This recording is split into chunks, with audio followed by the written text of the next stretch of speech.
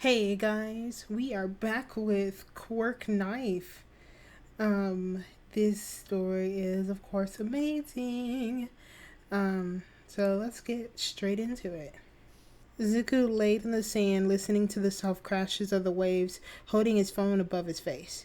He had instructed Hitoshi to meet him at the beach instead of the two walking together from the library, because he had something to do quickly before training. Said something being a borrowing run, but that wasn't to be shared. Hitoshi was acting strange at the library today as well, although Izuku didn't want to push. He seemed almost angry, full of hatred even. Like he was waiting for something from Izuku, although the greenette couldn't figure out what he wanted. Hitoshi was a quiet person too, but he was even more silent than normal, as he continuously avoided Izuku's gaze, only speaking when necessary. Izuku's phone vibrated in his hand and he sat up immediately, squinting when the sun was glaring off his screen. Hitoshi, meet me at the warehouse instead. Izuku tilted his head. There wasn't supposed to be any combat training today. We were just cleaning the beach and a run. He wanted to make sure he wasn't overworking Hitoshi, and since the boy seemed so off today, he had told him several times that there won't be any combat training today. Hitoshi had nodded, meaning he understood the instructions, so maybe he's so exhausted he completely forgot? Or he flat out ignored Izuku when he tends to do something. He stood up gently and wiped the sand off his back until he suddenly slowed, eyes growing wide in realization. He hadn't put his shit away in the warehouse. Wait, why? We have no combat today. Hitoshi read the message but never responded, causing Izuku to snatch up all his stuff and take off at a high-paced sprint, his heart rate beating faster and faster, but not from any physical activity. Izuku bounced around civilians passing by, ignoring their shouts of frustration as he ran frantically through them. Oh god, what if Hitoshi's already there? No, he couldn't be. He's coming from the library. It's a farther walk compared to the beach. And Izuku was a faster runner. Izuku came to a stop when he reached the doors, the outside looking undisturbed. Was he safe? Izuku pushed the doors open and shut it behind him, sighing loudly when he was left alone. Guess running had always been his strength, and a heavy form bulldozing him from the side, sending him to the ground hard. Izuku squeaked and rolled onto his back, pinned down by an angry Hitoshi. A fuming Hitoshi. What the fuck? Izuku cried as panic began to build in his chest, raising his forehead and crashed it hard against Hitoshi's nose. The purple-haired boy screamed, "Fuck!" and pinned down Izuku's wrist harder, leaving him trapped. What the fuck is wrong with you? Hitoshi shouted in Izuku's face. You're a fucking liar. If Izuku was in the proper headspace, he would have been able to escape from this position immediately. He would clamp his knees hard on Hitoshi's hips, kicking the taller boy's thighs apart to make him lose balance, hence causing his grip to loosen. Izuku could then grab Hitoshi's neck and force his face to the concrete, rolling over and pinning him down, leaving him both trapped and off guard. Instead, Izuku was currently frozen in fear because the boy yelled at him wasn't Hitoshi. Deku! Red eyes burning holes into his own, as ash blonde hair was waving with the shout. You quirkless, useless fuck. Do you really think Hitoshi would stay around after knowing what you truly are? You're nothing but a mistake, you hear me, Deku? The hands on his wrists were hot and sweaty, and panic finally surged. Izuku began to thrash under Hitoshi. Kacchan, please, stop! Izuku cried, tears now streaming down his cheeks. He was engulfed in sudden silence, and the pressure on top of him was gone. Izuku scrambled up in a small seated position. Is Kacchan gone, or was he simply waiting for Izuku to fight back, knowing he never did? His trembling hands reached up into his hair and pulled hard, several strands coming loose. Kacchan's form slowly stretched taller, and the hair grew purple. And Hitoshi? Izuku's friend looked shaken. His face suddenly flushed in anger, yet tears building in his maverick eyes, telling a different story. Izuku, he heard Itoshi's muffled voice, and purple hair was suddenly coming closer with open arms. Was Hitoshi trying to strangle him? Izuku shoved Hitoshi's chest hard, causing them both to fall back. Because Kachan was going to hurt him, Izuku cried harder. Please, Kachan, I didn't do anything wrong. Don't hurt me, Kachan. Izuku. Green eyes flew open, and oh wait, when did Hitoshi get here? I don't know who Kachan is, but he's not here. It's me, Hitoshi, Toshi, Lanky, Shinso, whatever the fuck you want to call me. Yeah? Izuku mumbled as he noticed Hitoshi's own tears. Did I hurt you? Where was Kachan? Maybe Hitoshi fought him off? It seems like something his new friend would do. Hitoshi frowned. What? Izuku felt light, if that made any sense. Why did he feel so light? Calloused hands grabbed onto Hitoshi's arms and worked them out of his hair. Don't do that. Wait, don't do what? Pull his hair? Izuku nodded at the instructions and pulled on his shirt instead, squirming under Hitoshi's gaze. You live here, don't you? Izuku felt all the overwhelming emotions drain out of him at once, all his expression going slack and numb. Yes? Hitoshi sighed and wiped some blood that was dribbling from his nose. Why did I hear your name on President Mike's show as a missing child, Izuku? Oh shit. Oh fuck. Fuckity fuck. Okay, there's no need to panic because Izuku is great at lying. He's essentially a professional at this point. Wait, Hitoshi probably did some research. He probably knows vague details. Alright, dancing around the truth it is. My building got destroyed by a villain and my mom didn't make it. I'm completely fine though. That's why I didn't want to tell you.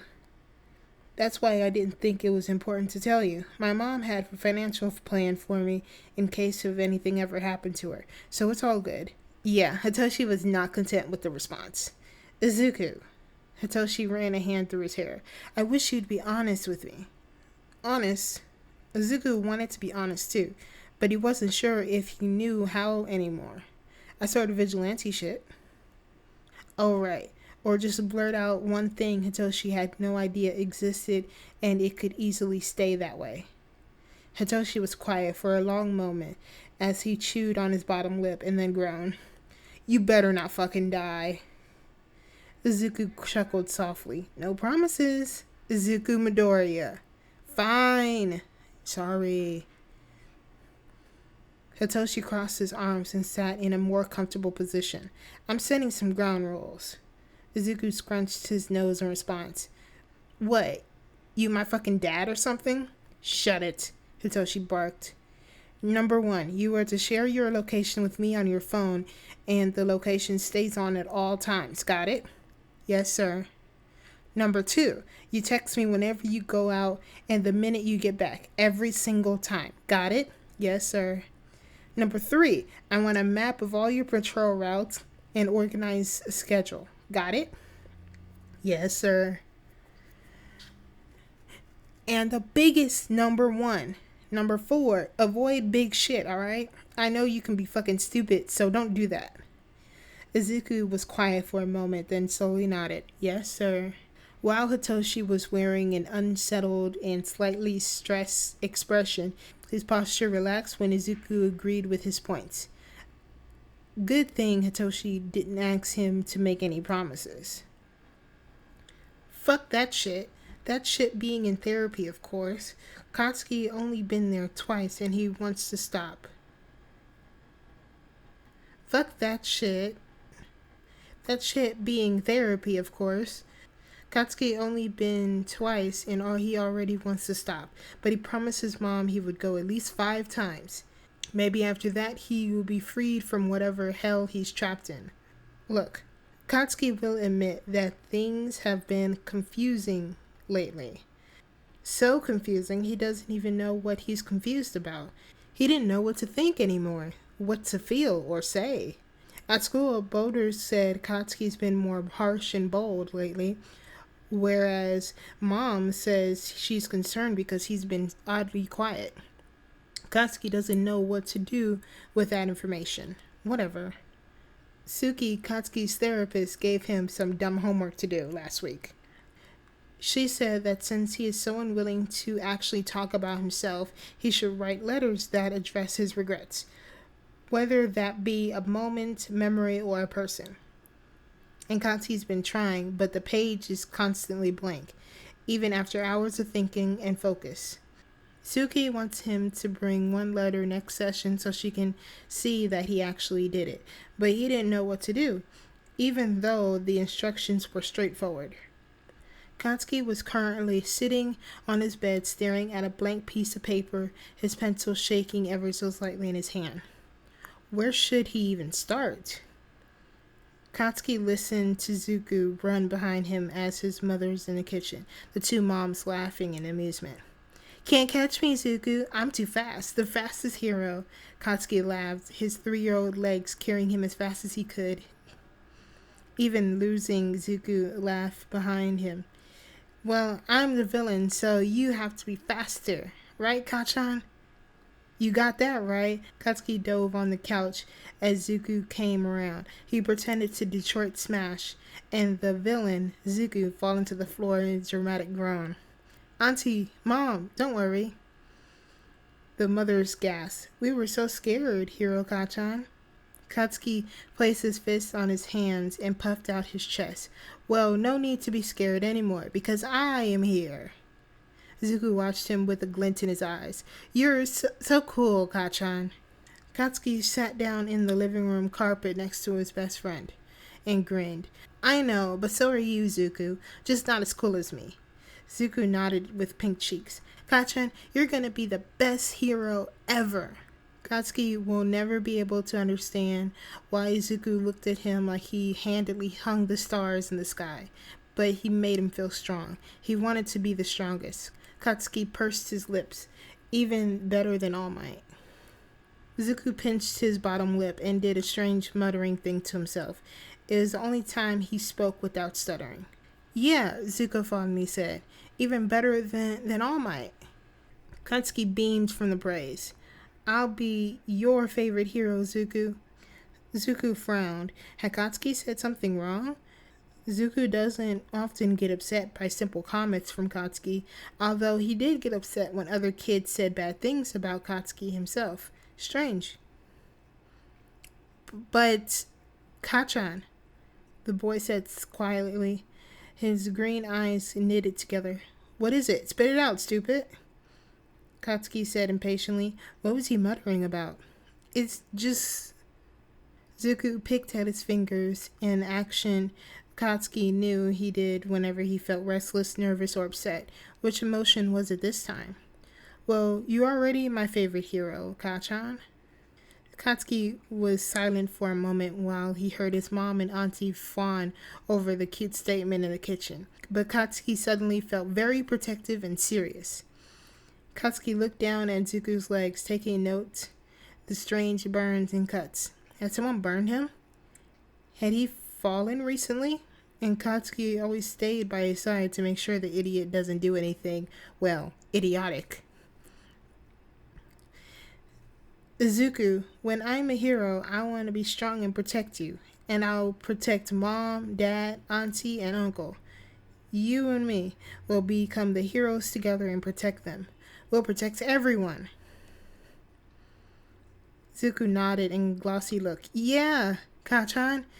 And Zuko, the best heroes. Katsuki smirked and his red eyes sparkled. We'll be the top hero duo together, I promise. Why was Katsuki's page wet? Katsuki reached up and felt wetness on his cheeks, a texture that was been growing more and more familiar over the past months. He rolled the pencil between his thumb and index finger and sniffled. Man, why is he being such a crybaby like Deku? Katsuki tapped the page with his eraser of the pencil and groaned, running another hand through his hair. With a trembling hand, he pressed the lead against the sheet and wrote just one simple sentence, constructed of 8 words and 29 letters. I'm sorry I couldn't be your hero, Deku. With a grunt, Katsuki erased the last words, replacing by another with the same amount of letters. Izuku. Izuku looked across the training mat towards Hitoshi, both of them wiping sweat from their brows. Izuku charged first, while Hitoshi took on a defensive form. Trying to dodge the first punch, Izuku slid to a stop and spun back around just in time to jump over Hitoshi's leg sweep, then rolling out of his reach. Izuku was back on his feet and landed a quick elbow against Hitoshi's side, causing the taller boy to stumble back for a moment. Cheap shot? Hitoshi wheezed with a grin. Izuku just laughed in return. With that distraction, Hitoshi kicked Izuku right in the stomach, catching him by surprise. Izuku laughed, turning into a cough. Jeez, dude. He charged forward, going for his finishing move he practiced, hoping that it wouldn't fail, or else that would be embarrassing. Pulling back a fake punch, Hitoshi stepped to the side to dodge just what Izuku predicted, and he fell into a smooth roll, kicking Hitoshi's ankles right from under him. The purple-haired boy yelped and tripped forward, Izuku jumping back up and grabbing the back of Hitoshi's neck with force, pushing the top half of his body down. Without any balance, Hitoshi stumbled forward, and Izuku was quick to restrain him until his victim tapped out. I win! Izuku bounced while Hitoshi just played dead for a while. His lanky body sprawled out. Okay, I've been looking into the items similar to your capture weapon like we've been searching for, and I finally found one. But it's several hours away. That means I just need to take the train down this weekend and snatch it for you and bring it back. Hitoshi looked. What do you mean by snatch? Don't worry about it. Izuku sat down, beginning to clean his knives, while Hitoshi started scratching, mumbling out continuous complaints. Hey, Izuku, you should get a support item too. You know, being a fucking vigilante and all. The greenette frowned and held up one of his weapons. Duh, knives. Alright, another support item that aren't knives, because those things are a little too much damage sometimes, like killing, so you might want a backup choice. Izuku paused and tapped his chin. Well, now that you bring this up, I've been wanting a gun and... No, bad, Izuku. The greenette pinched the bottom of his lip and fell into a fit of rambling. Hitoshi waited patiently for it to be over. I suppose some sort of rods would complement my knives. They'd be for close battle, not that I'll be doing that. Like you said, as backup. Hitoshi nodded. I'm sure you could find some retractable or foldable rods that aren't too hard to find. They'll just clip onto your belt, right? Izuku nodded. So rods are Toshi approved? Yeah, better than your first choice. What's wrong with the gun? So many things, Izuku. The two fell into a calm silence, but Izuku could tell his friend had more things on his mind, and it was bothering him. Toshi, you know I forgive you, right? You were just angry, and that's understandable. Hitoshi looked up, and then back down. It's not just that. Izuku waited for his friend to gather the words he wanted to say. You're my best friend. Izuku screeched before he could continue. You're my best friend too. Hitoshi chuckled and ran a stress in through his hair, bloating out through his thoughts. I care about you a lot, and I worry about your health, but I need you to know that I do care if you died. A lot. I know how many people you have looking for you, but understand that every day I'll be waiting for you at the library or at the beach or here, so don't leave me, okay? Izuku's eyes shot wide. No one ever told him something like that, not even his mother, even if she loved him. It was at that moment that Izuku realized love is not the same as things as care. There's a difference. And Izuku, he felt both of those things towards Toshi because they were best friends. Tears spilled over before he could stop them.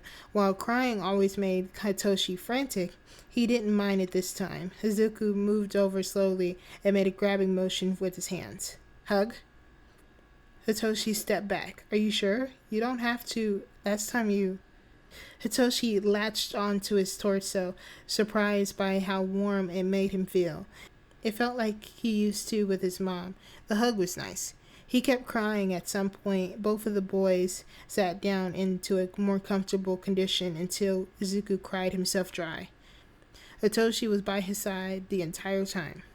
Okay, that was amazing. I love it. The brotherly love in this story, it's so palpable. I love it. Okay, so if you want to see more of this or hear more of this, you know what to do.